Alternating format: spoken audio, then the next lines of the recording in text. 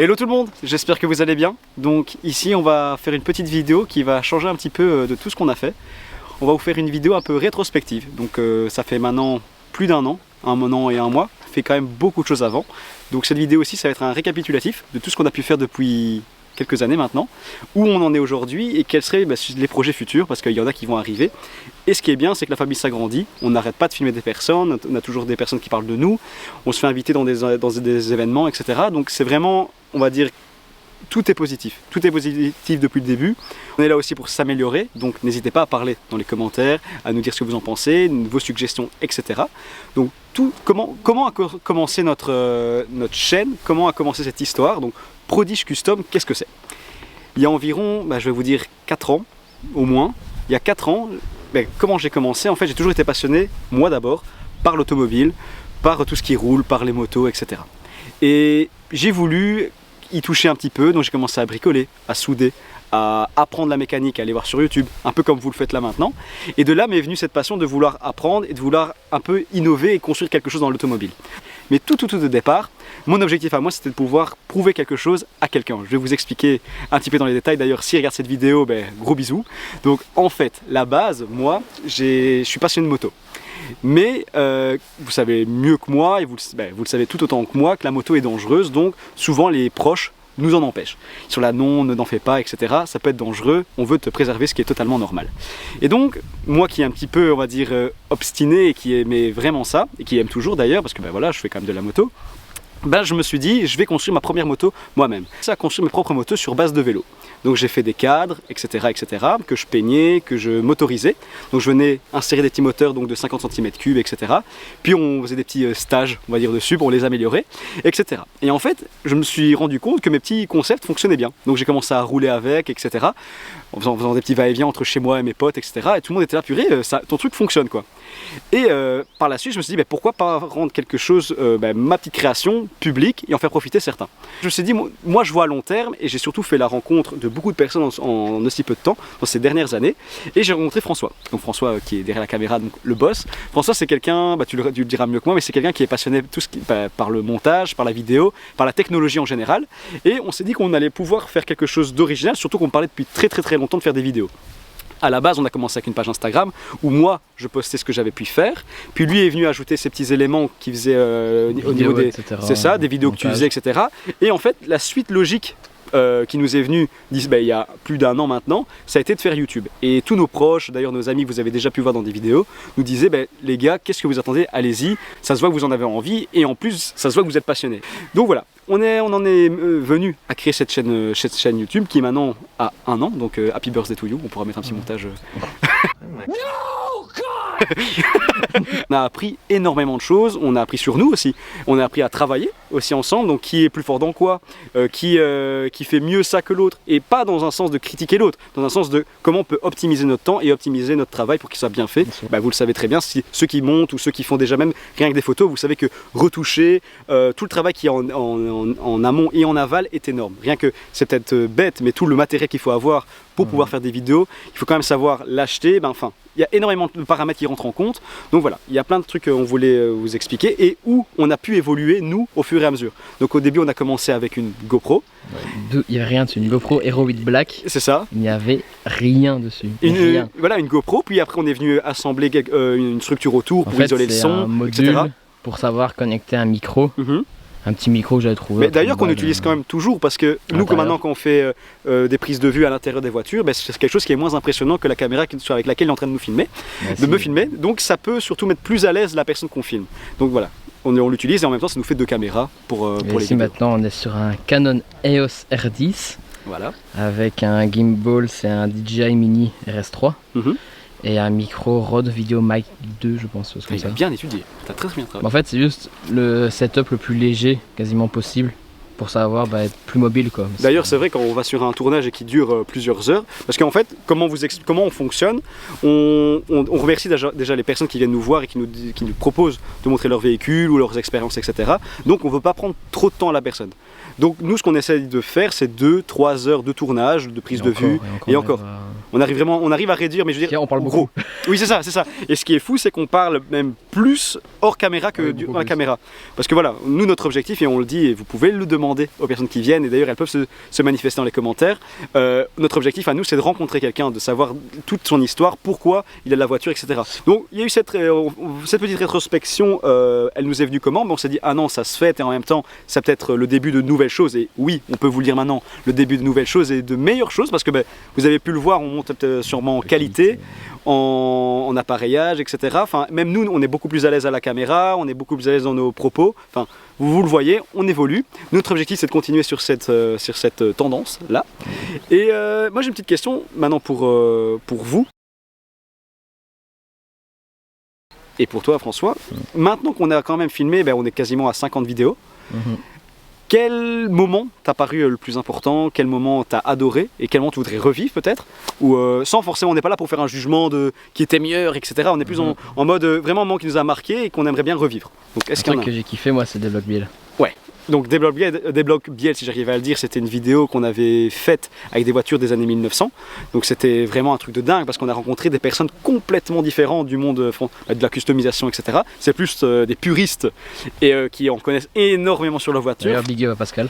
Pascal, on te fait de gros bisous si tu regardes cette vidéo. Donc c'est la personne qui nous a accompagnés, on vous invite à aller voir la vidéo. Donc qui nous a accompagnés toute cette journée, totalement par hasard. Donc nous on est venu un peu la fleur au fusil. On a dit bonjour à tout le monde, on a rencontré monsieur Pascal. Et il nous a dit venez, je vais vous faire kiffer, venez passer la journée avec nous, etc. Et on le remercie encore pour ça parce que c'était vraiment un truc fou. C'est vrai que c'était une superbe expérience. Et on a appris beaucoup de choses sur les véhicules d'avant. Les prémices des caisses qu'on conduit maintenant. C'est ça, les voitures, elles ont des roues en bois quoi. Des roues en bois, enfin c'était... Les volants, c'est des roues aussi. Exactement, ou juste des petites tiges, enfin, c'était vraiment un truc de dingue. Et on a pu rencontrer des personnes super intéressantes quoi. Et moi pour ma part, un moment que j'ai vraiment bien aimé, bon il y en a que j'ai bien aimé et que vous allez voir dans les prochaines vidéos, mais que du coup ça je vais pas encore vous dire. Mais dans des moments qu'on a bien aimé... J'ai une petite idée. Vas-y dis-le. J'en ai plusieurs en tête. Namur. Oh purée, ouais. J'avais pas celui-là, mais j'en avais un autre. Je suppose que vous vous en rappelez, ceux qui l'ont vu. Donc c'est une vidéo qu'on avait fait avec Maxime, donc la Supra. On a eu la grande surprise de pouvoir rencontrer ses amis. Ils sont arrivés de manière très très puissante et de manière imposante. Donc M5, M3, M2.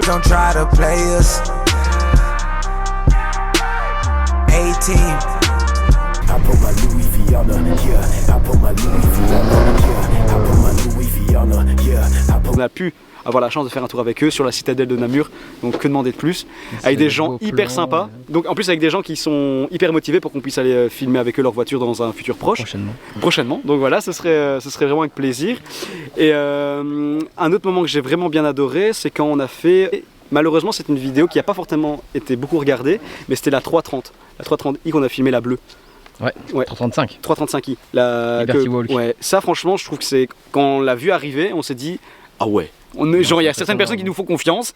On s'est dit waouh, et on a vraiment quelque chose d'unique qui est arrivé.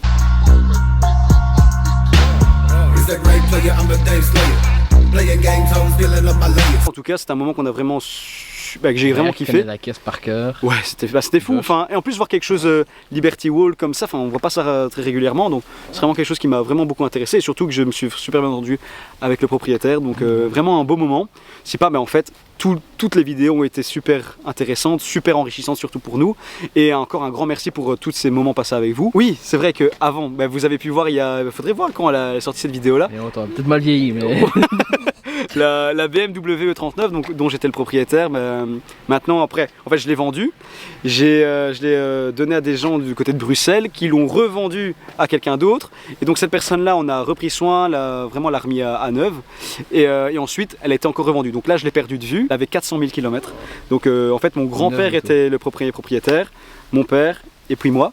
Donc on se les transmet de génération en génération, donc mon grand-père l'avait eu neuve et on l'a tirée jusqu'à 400 000 km et je suis sûr qu'elle roule toujours. Mais j'ai pris quelque chose qui pour moi me semblait le meilleur des compromis, dans le sens que à différents niveaux ça peut être un point négatif aussi, puisque c'est une Bora. Donc une Bora, il faut savoir que c'est un 1,9 litre TDI, donc qu'est-ce que je cherchais? C'était énormément de fiabilité en fait. Enfin, je ne vais pas commencer à faire la réputation d'un 1,9 litre TDI, c'est quelque chose qui marche très très bien, donc tu peux aller tirer aussi des kilomètres, surtout que j'étais habitué aux 3 litres 6 cylindres. Donc voilà, je cherchais quelque chose de très très très correct et sécure au vu du moteur, enfin de la fonctionnalité, etc. Et, mais ce qui était le problème, et parce qu'on est en Belgique, c'est qu'on a des taxes, on a des assurances, on est des... maintenant je pense même plus que je suis jeune permis, mais à l'époque j'étais jeune permis, etc. Donc ça prend beaucoup d'argent en fait, tout simplement c'est un investissement. Même si on est passionné automobile, à un moment il faut, la raison prend quand même le dessus. Voilà, on veut pas se mettre un couteau sous la gorge en achetant une voiture, quoi. C'est pas une voiture qui coûte cher, mais du coup en essence on est à 4,3 litres sur autoroute. C'est absolument rien. Donc qu'est-ce qui a été fait quand je l'ai acheté? Faut dire 2-3 jours après elle était déjà au sol. Enfin je l'ai rabaissé, baba. Surfuité, ça lui va très bien. D'ailleurs, je vais vous donner un petit conseil pour ceux qui rachètent des voitures, etc. N'hésitez pas à venir démonter. C'est pas garde-boue, on appelle ça. Garde-boue, hein. Les garde-boue, parce que souvent vous avez de la terre qui vient s'incruster ici et donc vient pourrir tout le bas de caisse, etc. Donc n'hésitez pas à venir démonter. Donc là, je les ai démontés, mais je les nettoie quasiment toutes les semaines, donc pour pas que ça vienne s'accumuler et donc créer de la rouille. Donc il y a les combinés qui ont été posés dessus, puis elle a été vidée aussi au niveau du coffre. Enfin voilà, ça ouais, il n'y a plus rien quoi. Il n'y a plus rien. Parce qu'à un moment, il n'y avait même plus de siège à l'arrière, il n'y avait plus rien. Enfin, j'étais vraiment parti dans un délire. Mais là, le truc, c'est que bon, si tu te fais arrêter comme ça directement, on vous dit monsieur, pourquoi vous faites ça? Et en fait, les jantes, c'est des ATS. Donc, c'est un petit kiff que je me suis fait dessus. Au niveau du moteur, pour ceux qui le savent, c'est des moteurs qui peuvent très bien se préparer. Celui-ci, il faut faire un peu plus gaffe. C'est TDI 90. C'est 90. Donc, tu as le 90, le 110 et le 130. Le 101. 101, pardon. 101, peut-être un 110, je sais pas, 130, 150. C'est ça. Et donc bon, là c'est un 90, au point de vue des taxes, voilà, c'est un calcul à faire. L'assurance, t'es tranquille. C'est ça, oui, ça coûte rien, franchement c'est une voiture qui coûte rien. Elle nous sert énormément pour les vidéos. Ouais.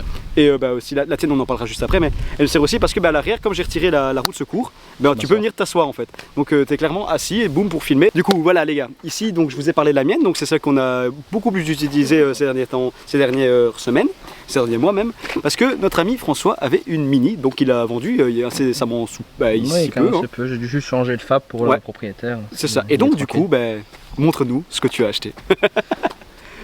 Mercedes, donc de 2017, yep.